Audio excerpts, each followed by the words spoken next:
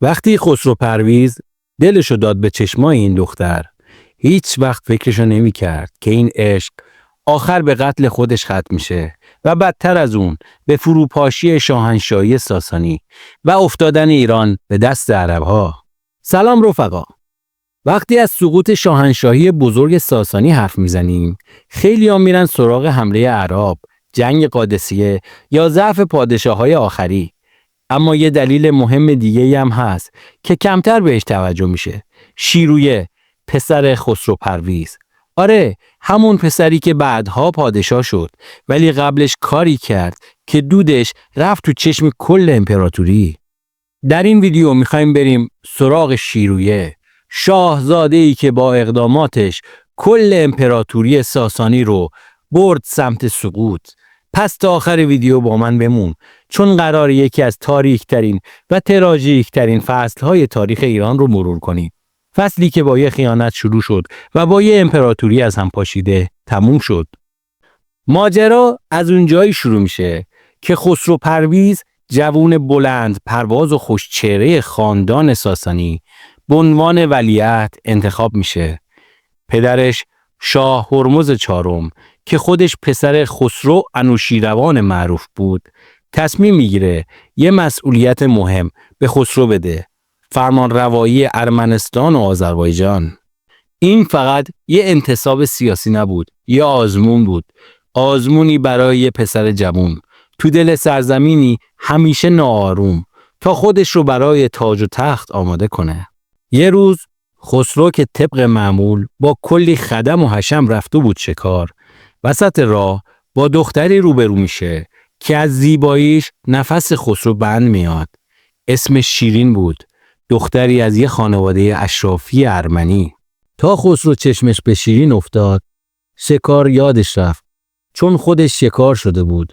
شیرین مثل مهتاب با نوری نرم و پر رمز و راز اومد تو زندگی خسرو. دختری از دیار ارمنستان با چشمهایی که قرار بود سرنوشت یک شاه رو عوض کنه. نظامی، شاعر بزرگ فارسی زبونمون، تو وصف شیرین اینجوری گفته: چو خسرو چشم در شیرین فکندی، جهان از چشم جز شیرین نخواندی. شب افروزی چو مهتاب جوانی، سیه چشمی چو ماه زندگانی. در آن مجلس که او لب برگشودی، نبودی کس که حالی جان ندادی. کسی را کان سخن در گوش رفتی، گر افلاطون بودی از هوش رفتی. این دیدار فقط یه عشق معمولی نبود، جرقه داستانی بود که قراره به قتل، خیانت و سقوط یک امپراتوری ختم بشه. بعد از اون دیدار دیگه خسرو اون آدم قبلی نبود. پادشاه آینده ایران حالا دلش پیش یه دختر ارمنی بود و عقلش یه جورایی رفته بود مرخصی. هر بار یه بهونه‌ای جور میکرد تا بره شکار، ولی شکار دیگه بهونه بود. مقصدش فقط یه جا بود، جایی که شیرین بود. نه برف جلوشو میگرفت، نه بارون، نه سرما، نه فاصله. خسرو ولیعهد شاهنشاهی ساسانی حالا شده بود یه عاشق دلباخته. اما یه اتفاق بزرگ باعث شد خسرو و شیرین از هم دور بشن. سال 588 میلادی اوضاع یه دفعه به هم ریخت. ساوه شاه، خاقان ترک‌های گوکترک، با یک لشکر 100,000 نفری از شرق به ایرانشهر حمله کرد.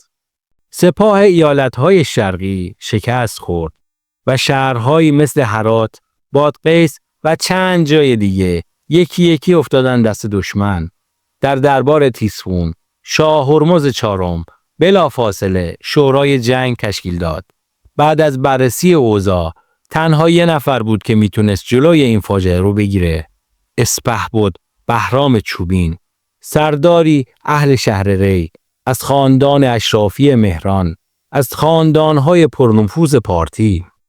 بهرام چوبین بدون معطلی با یه لشکر 12,000 نفری از کاتافرایت‌ها، همون سوار نظام زره‌پوش ساسانی، و چند فیل جنگی راهی شرق میشه. اونا با سرعت و نظمی بیمانند خودشون رو به سپاه خاقان میرسونن. ساوه شاه شکست سخت میخوره. شهرهای اشغالی یکی یکی آزاد میشن. هرات، بادغیس و چند نقطه مهم دیگه. ثروت و غنایم زیادی هم از ارتش دشمن به دست میاد که همش میفته دست بهرام. اینجا بود که اسم بهرام چوبین تو شرق و غرب ایران پیچید. سرداری که با یه سپاه کوچیک جلوی ارتش 100,000 نفری وایستاد و شکستش داد. اما مشکل از همینجا شروع شد. هرمز چهارم به جای تقدیر و تشکر از بهرام چوبین یه تصمیم عجیب گرفت. تو سال 590 میلادی، درست بعد از اون پیروزی بزرگ، بهرام رو از مقام سپهبدی خلع کرد. چرا؟ چون ترسیده بود. میترسید این محبوبیت زیاد باعث کودتا بشه. بهرام تو چشم مردم، سربازا و حتی خیلی از اشراف یه قهرمان ملی شده بود و این برای پادشاهی که به همه چیز شک داشت خطرناک به نظر می رسید.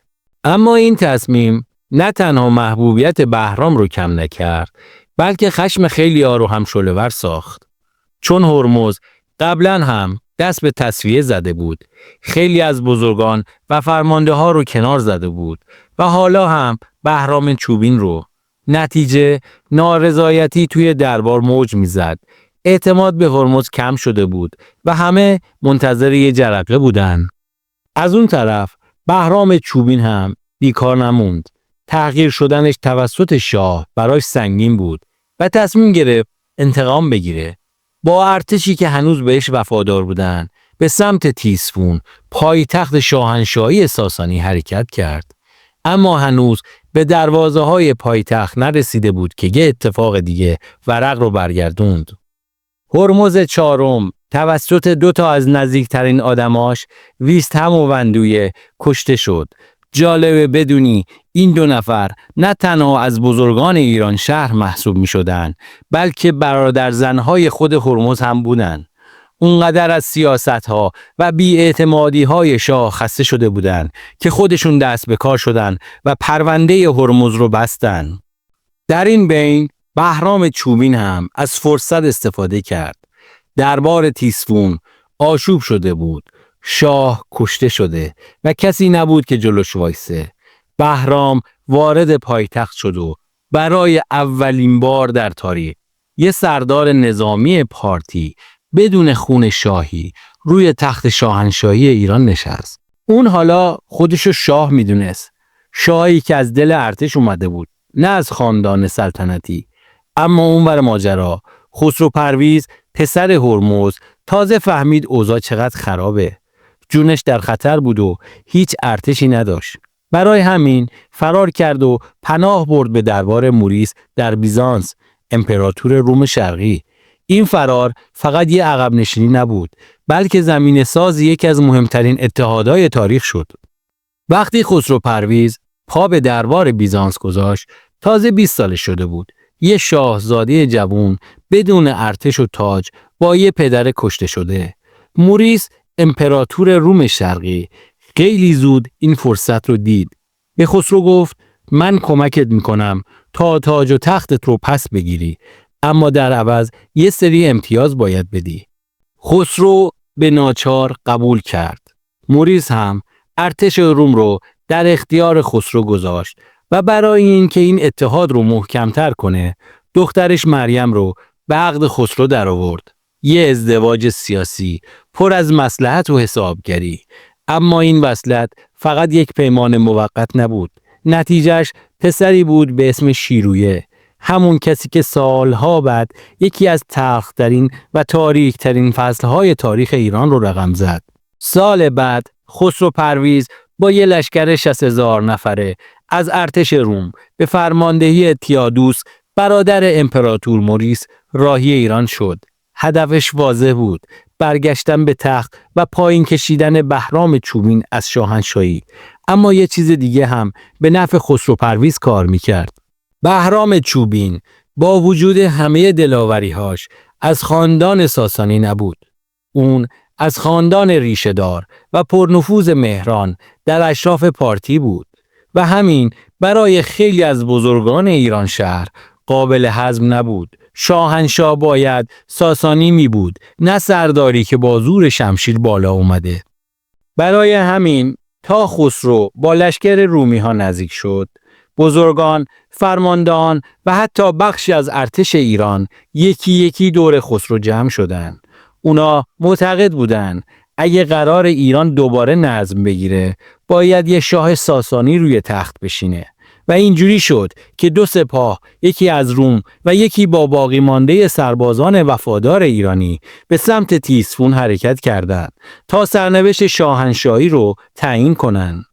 بهرام چوبین وقتی دید که سپاه خسرو با پشتیبانی روم داره نزدیک میشه و بزرگان و فرماندهانم دارن یکی پس از دیگری پشتش رو خالی میکنن، فهمید بازی رو باخته. بدون نبرد جدی تیسفون رو ترک کرد و راه افتاد سمت شرق. رفت به دورترین گوشه های ایران شهر، جایی که هنوز شاید کسی بهش وفادار مونده باشه. اما روزگار بهرام رو راحت نگذاشت. مدتی بعد به دستور خسرو پرویز در تبعید و غربت کشته شد. پایان تلخ یک سردار افسانه‌ای، کسی که با شمشیرش امپراتوری رو نجات داده بود، ولی آخرش قربانی سیاست و دوتای قدرت شد. در نهایت خسرو پرویز تو سال 591 میلادی همراه با همسر رومیش مریم و پسر نوزاد شیرویه وارد تیسفون شد. بعد از حدود 1 سال آشوب، تاج شاهنشاهی رو بر سر گذاشت و شد 27مین پادشاه ساسانی. اما خسرو خوب میدونست که فقط با شمشیر نمیشه حکومت کرد. برای همین برای حفظ اتحاد با خاندانهای بزرگ ایرانی، مخصوصاً خاندان مهران، با گردیه خواهر بهرام چوبین ازدواج کرد.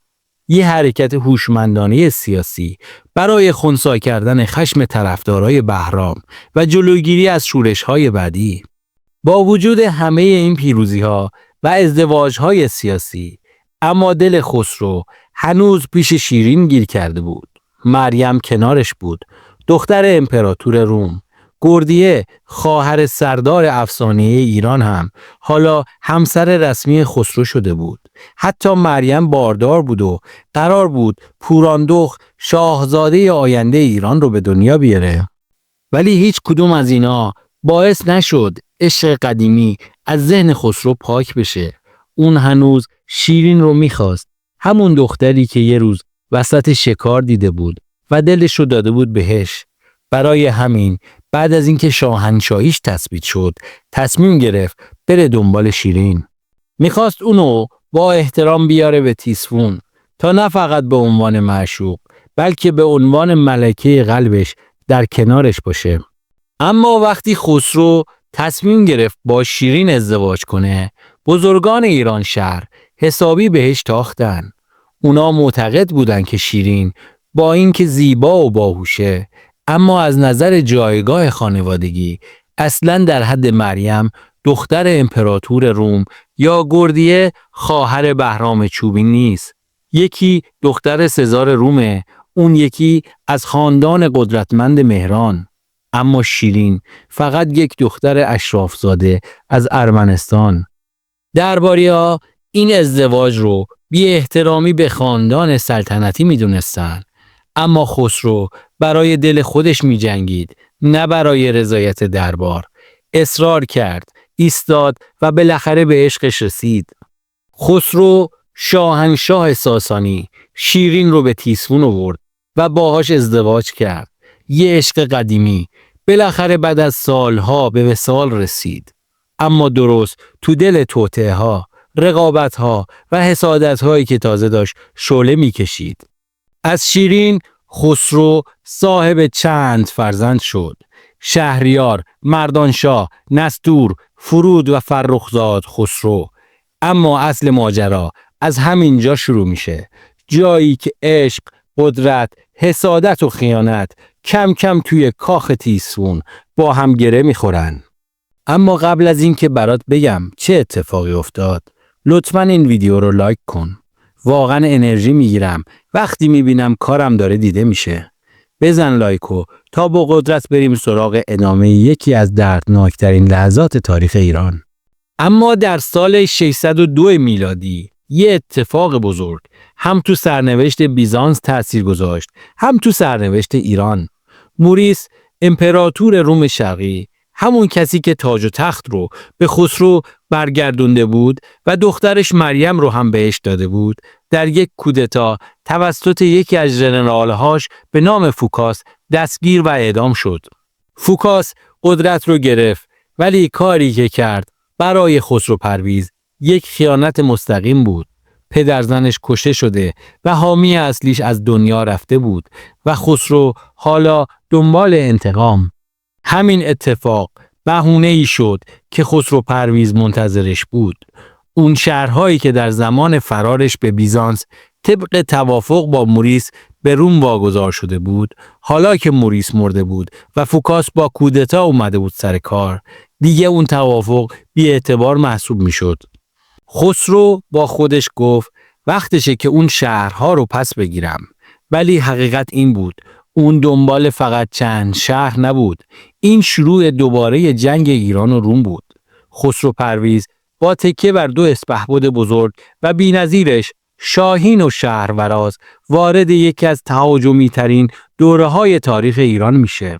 با یه سرعت خیره کننده نه تنها شهرهایی رو که به روم داده بود رو پس میگیره، بلکه ارتش ایران مثل طوفان پیشروی میکنه و سرزمین‌هایی رو فتح میکنه که تا اون موقع حتی تو رویا هم نمیشد. از کل ترکیه امروزی تا مرزهای کنستانتینیپل یا همون استانبول، سوریه، فلسطین، مصر، لیبی، حتی حبشه یکی یکی به خاک ایران اضافه میشن و برای اولین بار بعد از تقریباً 1000 سال وسعت شاهنشاهی ایران دوباره به اندازه دوران هخامنشیان میرسه. در ادامه پیشروی‌ها شهروراز کاری کرد که ضربش فقط نظامی نبود، بلکه روحی و مذهبی هم بود. وقتی اورشلیم سقوط کرد، صلیب راستین، همون صلیبی که مسیحیان باور داشتن حضرت عیسی مسیح روش به دار کشیده شده، به عنوان غنیمت جنگی از دل اورشلیم بیرون کشیده شد و به دستور شهروراز به تیسفون فرستاده شد. یه حرکت که برای دنیای مسیحیت یه توهین و تحقیر تاریخی بود. نماد مقدسشون حالا توی پایتخت ایران، توی خزانه شاهنشاه ساسانی نگهداری میشد. این فقط یه پیروزی نظامی نبود، یه پیغام بود. شاهنشاهی ساسانی نه تنها خاک، بلکه غرور امپراتوری روم را هم به زانو در آورده بود. سالهای جنگ یکی یکی گذشت. خسرو پرویز درگیر فتوحات بود و درگیر سیاست و سلطنت، اما یه چیز توی دلش تغییر نکرد: عشقش به شیرین. با اینکه حالا چندین فرزند از همسران مختلف داشت و جنگ همه ذهن دربار رو پر کرده بود، اما دل خسرو هنوز هم برای شیرین میتپید. اونقدر دوستش داشت که برای شیرین قصر پشت قصر میساخت. یکی از معروف تریناشون هم قصر شیرین بود، همون شهری که امروز توی استان کرمانشاه قرار داره و اسمش هنوز بعد از قرنها نشونه اون عشقه. برای خسرو شیرین فقط یک همسر نبود، یه الهه عشق وسط دنیای بیرحم سیاست و شمشیر بود. اما یه قدرتی در شیرین وجود داشت که بقیه همسرای خسرو نداشتن: نفوذ. نفوذی که حتی مریم دختر امپراتور روم هم نداشت. یا گردیه، خواهر بهرام چوبین، که ازدواجش با خسرو از سر سیاست بود نه عشق. خسرو پرویز به شدت روی بچه‌هاش حساس بود، اونقدر که حتی ازدواج شاهزادگان فقط با اجازه شخص شاه انجام میشد. اما وقتی پای شیرین و پسر شهریار وسط اومد، همه چیز فرق کرد. شهریار، پسر بزرگ شیرین، بدون اطلاع خسرو عاشق یه دختر غیر اشرافی شد. یه رابطه‌ای که تو دربار یه جور سرکشی محسوب میشد. اما خسرو کوتاه اومد، شاید چون نمیخواست دل شیرین رو بشکنه، و حاصل اون عشق کودکی بود که سالها بعد در میانه آشوب و فروپاشی به عنوان یزدگرد سوم، آخرین پادشاه ساسانی، روی تخت نشست. اما نفوذ شیرین فقط به دل خسرو ختم نمیشد. اون توی تصمیم‌های بزرگ شاهنشاهی هم نقش داشت. وقتی شهریار پسر شیرین بدون اجازه خسرو عاشق یه دختر غیر اشرافی شد و باهاش ازدواج کرد، بر اساس قوانین سخت ایرانی دربار باید تنبیه میشد، اما شیرین نذاشت. با زبون نرم، سیاست زنونه و اون جذابیتی که فقط خودش داشت، خسرو رو راضی کرد که چشم پوشی کنه. ولی شیرین فقط به دنبال نجات پسرش نبود. اون یه هدف بزرگتر داشت. میخواست یکی از پسراش ولیعهد باشه، نه شیرویه، پسر بزرگ خسرو از مریم، دختر امپراتور روم. خسرو برخلاف سنت شاهنشاهی تصمیم گرفت از شیرویه بگذره و مردانشاه کودک خردسال شیرین رو به عنوان ولیعهد اعلام کنه و همینجا بود که همه چیز شروع شد. شیرویه، شاهزاده‌ای که حالا کنار گذاشته شده بود، توی دلش کینه سنگینی نشست. کینه‌ای که هر روز بزرگتر شد تا جایی که به خونین‌ترین خیانت تاریخ ایران تبدیل شد. شیرویه سالها با زخم تحقیر زندگی کرد. ولیعهدی که نبود، پسری که کنار گذاشته شده بود، در حالی که خودش فرزند ارشد بود و حالا فقط منتظر یه فرصت بود. فرصتی برای ریختن زهر کینه‌اش به پدر و برادر ناتنیش مردانشاه، و اون فرصت تو سال 627 میلادی بالاخره از راه رسید. هراکلیوس، امپراتور روم شرقی، با لشکری قدرتمند به تیسفون حمله کرد. هدفش فقط باز پسگیری سرزمین ها نبود. اون دنبال صلیب راستین بود، نماد مقدسی که شهروراز چند سال قبل از اورشلیم به عنوان غنیمت آورده بود. خسرو پرویز که دچار بیماری و ضعف بدنی بود، تصمیم میگیره و همراه شیرین، همسر محبوبش و شهریار و مردانشاه، از رود دجله گذر کنه و در اون سمت دجله در قلعه‌ای به نام ویا اردشیر اقامت کنه تا پس از بهبودی ارتش ایران شهر رو رهبری کنه. اما شیرویه، حالا که پدرش بیمار و دور از پایتخت بود، فرصت رو غنیمت شمرد. با همدستی 2 نفر از اشرافزادگان دربار، شمتا پسر یزدین و مهرهرمزد پسر یکی از وزیران قدیمی خسرو به نام مردانشاه، در تیسفون دست به کودتا زد. هر 2 نفر دل پری از خسرو داشتن، چون پدرانشون در گذشته به فرمان خسرو اعدام شده بودند و حالا وقت انتقام بود. شیرویه خودش در تیسفون موند، اما برای تکمیل نقشش شمتا و مهرهرمزد رو به قلعه فراموشی در خوزستان فرستاد، جایی که سالها زندانیان سیاسی محکوم به حبس ابد در تاریکی و بیخبری زنده به گور شده بودند. دستور واضح بود همه اون زندانی‌ها آزاد بشن. وقتی اون آدم‌ها بعد از سالها تاریکی برای اولین بار نور خورشید رو دیدن، دیگه چیزی براشون باقی نمونده بود جز کینه. کینه‌ای که از زندان تا پایتخت کشیده شد. همشون به حمایت از شیرویه علیه خسرو پرویز بلند شدن. شاهی که اونها رو سالها پیش فقط به جرم مخالفت به سیاهچال فرستاده بود. اینجا بود که کودتای شیرویه نه فقط یک حرکت درباری، بلکه یک شورش تمام عیار شد. شورشیان به فرماندهی گلینوش، یکی از فرماندهان سابق ارتش خسرو، به قلعه ویا اردشیر حمله کردند. خسرو پرویز که حالا بیمار و بی‌دفاع بود، به همراه شیرین، شهریار، مردانشاه و بقیه خانواده سلطنتی دستگیر و به تیسفون منتقل شدند. اما همه دستگیر نشدند. فرخزاد خسرو، یکی از پسران خسرو و شیرین، موفق شد همراه با یزگرد سوم، نوه خسرو و پسر شهریار، از دل درگیری ها فرار کنن و خودشونو به نوسیبین برسونن. از طرف دیگه جوانشیر پسر خسرو از گردیه به سرعت به شرق ایران رفت و به خاندان مادری خودش، خاندان مهران، پناه برد. این آخرین شاخه های پراکنده دودمان سلطنتی بودند. چند روزی از دستگیری خسرو نگذشته بود که بزرگان ایران شهر به دیدار شیرویه رفتن. اونا رو راست و بی پرده حرف زدن و گفتن 2 درویش در گلیمی بخسبند و 2 پادشاه در یک اقلیم نگنجند. یا پدرت خسرو پرویز باید بمیره تا ما با خیال راحت از تو اطاعت کنیم، یا تو باید کنار بری و تاج رو دوباره به خسرو برگردونی. شیرویه که سالها با کینه زندگی کرده بود، حالا برای اولین بار انتخاب واقعی دست خودش بود. یا پدرش رو ببخشه و خودش کنار بره و یا پدری که همیشه ردش کرده بود رو برای همیشه حذف کنه.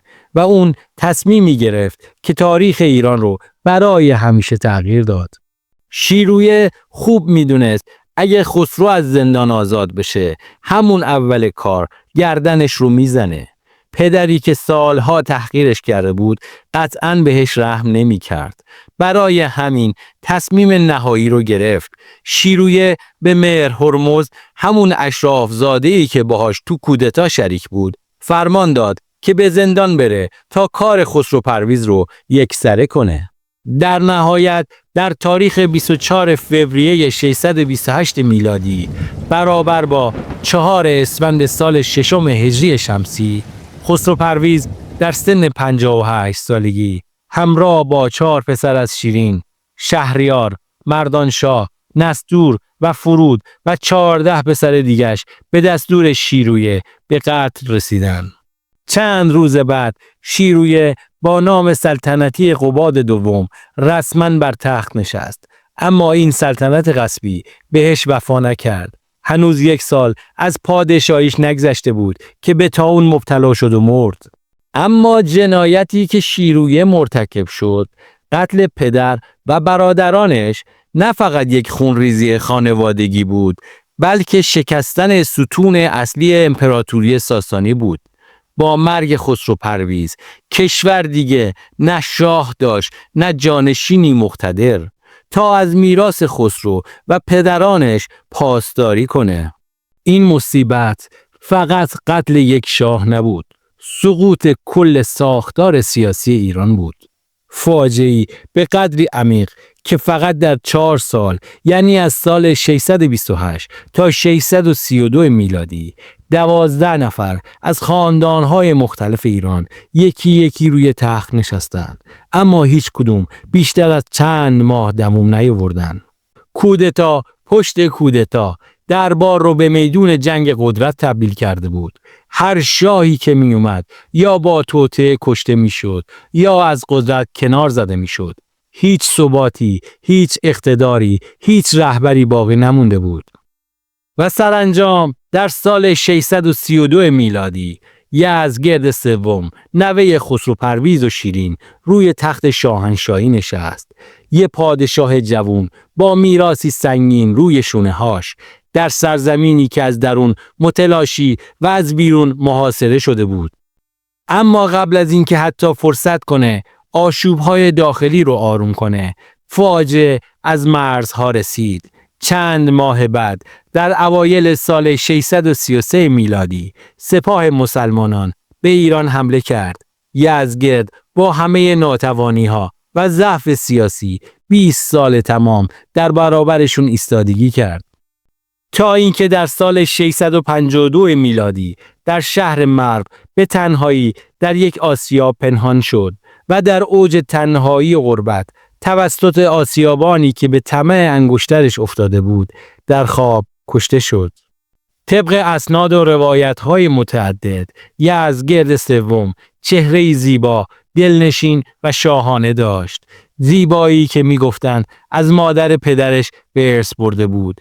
شیرین، همون شیرین افسانه‌ای، همسر خسرو پرویز که شاعران قرنها در وصف شعر گفتن و داستان ساختن، و همون زنی که وقتی پیکر بیجان خسرو رو دید دیگه دلیلی برای زندگی ندید و در کنار جسد مرد زندگیش به زندگی خودش هم پایان داد. پایان عشق، پایان شاه و پایان ایران باستان. خب دوستان، امیدوارم از این ویدیو و سرنوشت یک عشق افسانه‌ای که پایانی تلخ داشت به تلخی سقوط امپراتوری ساسانی لذت برده باشیم. لطفاً توی کامنت ها نظرتون رو درباره شیرویه برام بنویسید. آیا حق داشت یا یه خائن بود؟ دوست دارم بدونم شما چی فکر میکنید. و یادتون نره لایک و سابسکرایب کنید تا هم ویدیوهای بیشتری از ما ببینید و هم با لایکاتون باعث بشین این ویدیو بیشتر دیده بشه. مرسی از همراهیتون. تا ویدیو بعدی، بدرود.